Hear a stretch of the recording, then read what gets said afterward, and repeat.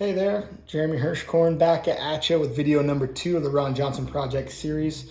Um, Wanted to get into what the heck is the Ron Johnson Project and what are we doing, okay? So if you tuned into episode 1, I was talking about, who Ron is and how we got connected and how the seeds of this thing kind of got planted. So, we had dedicated ourselves to doing a full year of workouts 3 days a week. And we got to the point where we started doing 4 days a week, and Ron was just seeing a ton of improvement in a lot of different areas. We were starting to close in on the end of a full year of training. So, I kind of gave that deadline of a year at that first day. So we were kind of approaching that. Ron was down 80 pounds, which is stellar. Okay, after going up 15 right out of the gate, he went all the way down 80 from his first day. So we're talking 95 pounds at that point. And then we also had him walking a ton more. He was seeing some strength gains. We were going up in the volume of stuff. One of the coolest things was the bursitis in his shoulders completely went away. He was able to go from this to this, like unbelievable improvements in some range of motion. Daily life stress of just trying to move around and navigate through life was getting better. And he actually had one day in the winter when he slipped on some ice and fell down and was able to get himself back up again, which was a big landmark that we wanted to get done. So all these awesome things are happening and we're killing it. And then we have like a month and a half left and we're like, man, what are we going to do now? And I could tell that Ron didn't want it to end. He was starting to kind of make hints towards like, we're going to lose all this progress. It's going to not work anymore. Like, what am I supposed to do? And all this stuff, and I'm thinking in my head, I'm like, I can't just shut this down. Like, we've developed a friendship at this point. I care about this guy a lot and we've seen some amazing things. And I know how detrimental it would have been if we just cut ties and he went backwards. It would have just been devastating. So we started to think about like, well, what will we do next? He wasn't quite prepared to be in one of my classes that I was running. And at that point, it was getting to be, a question of, well, am I just going to give this guy free sessions for the rest of his life, essentially? So we're trying to figure out what to do. And I got that feeling again that I got on day one of like, you've always wanted to do something bigger than yourself.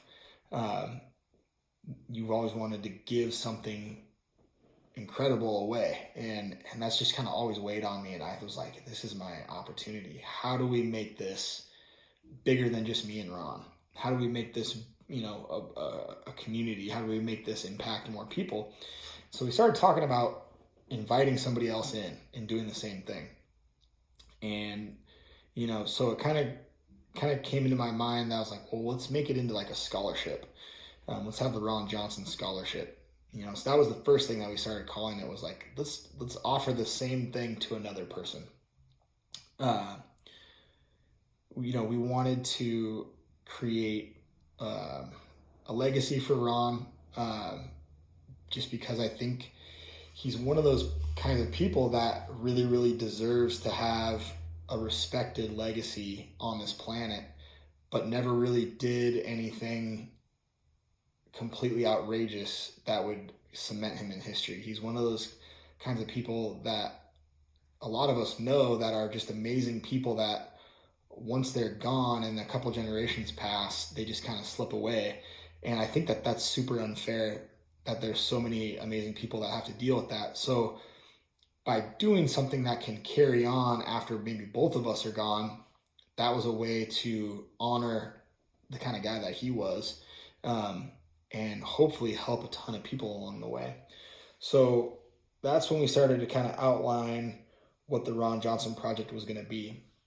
So what we wanted to do was do a full year again, do the 3 days a week again, and have it be entirely free for the person who receives it.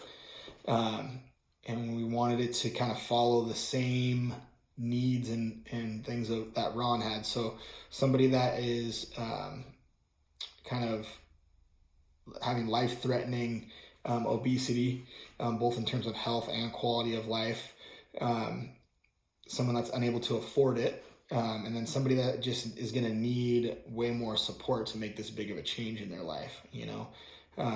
So those are kind of the criteria that we started to set up around the Ron Johnson Project, and start to kind of develop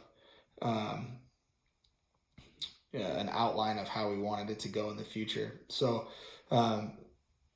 you know, I love the word project because I feel like we're all projects. Our lives are projects. We're working on who we are, what we want, and what we want to do with ourselves. And then you get to a certain point in your life where you start to think about what you're going to leave behind. And I thought that the Ron Johnson Project covered it all. You know, this is to honor Ron, to honor where we started with it, and then to use a word that's hopeful and implies, you know, progress and growth in the future and moving forward. So the Ron Johnson Project was established there.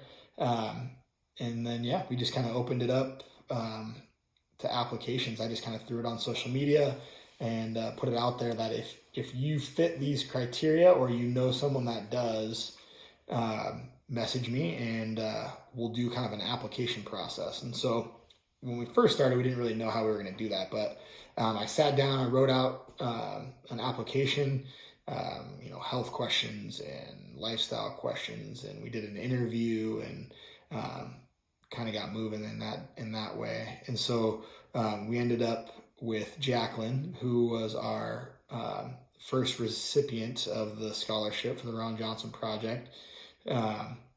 And she fit the criteria, and speaking with her during the interview, there was that feeling again for the third time of like, this is the person, you know, let's go with this. You know, you just kind of trust your gut and kind of go with it.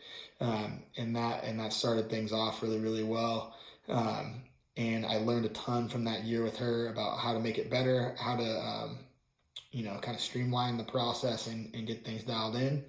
And that set us up for our second recipient, which was Dan, who we're working on. We're closing in on our year together as well.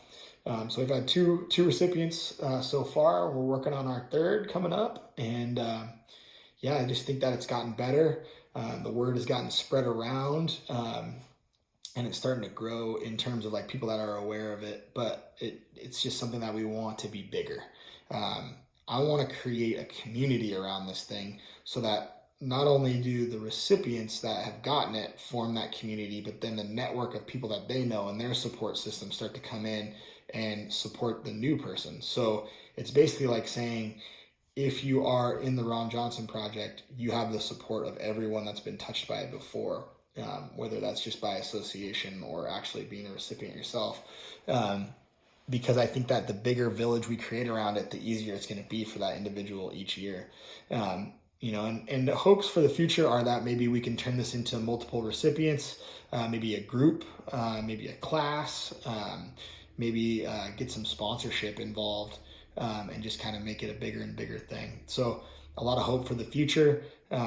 Anybody that has any ideas about how to get sponsorship for things like this, I am a total noob in that world. So if you could reach out, that would be awesome. But yeah, very hopeful for the future.